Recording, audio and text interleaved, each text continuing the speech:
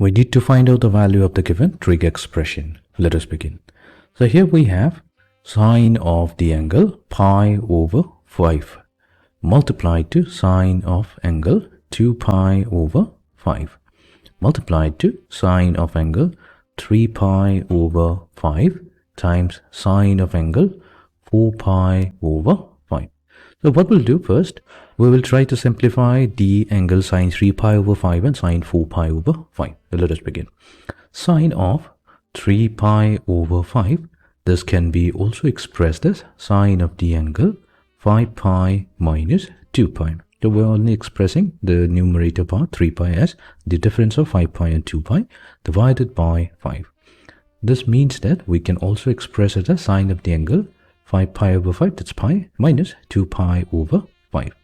Now there's a certain advantage of writing in this fashion because we have the form sine of pi minus theta, which should give us sine of the angle theta. That means this will be equivalent to sine of 2 pi over 5.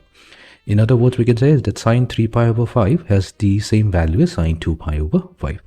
Okay, now coming to the other sine function, we have sine of 4 pi over 5, which can be expressed as sine of the angle pi minus pi over 5. So sine of pi minus pi over 5, so that becomes equals to sine pi over 5. So let's use these two values. Now we have sine of pi over 5 multiplied to sine of 2 pi over 5. Now this sine 3 pi over 5 can be expressed as sine of the angle 2 pi over 5, and sine of 4 pi over 5 will become simply sine of pi over 5. So that means we now get sine squared pi over 5 multiplied to sine squared 2 pi over 5. Now to solve this problem, it will become easier if we convert the radian measure to its degree equivalent. So here we have pi over 5. Now to convert it to degrees, all we have to do is replace the value of pi radians with 180 degrees. So we get 180 over 5. So this corresponds to 36 degrees.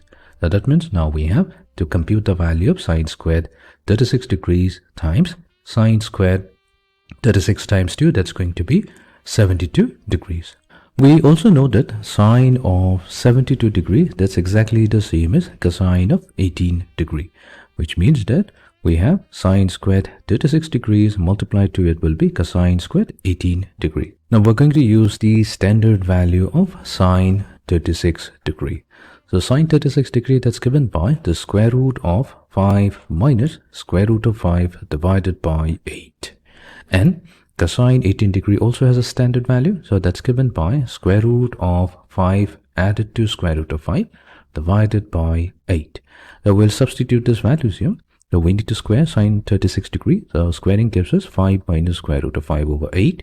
And this will get multiplied to square of cosine 18 degree. So that's 5 added to square root of 5 over 8. Now what we have is the product of 5 minus square root of 5 and 5 plus square root of 5 in the numerator, which is simply the difference of squares. So we get 5 squared minus square root of 5 whole squared. And in the denominator, we have 8 times 8. So that's simply 64. So we get 20 over 64.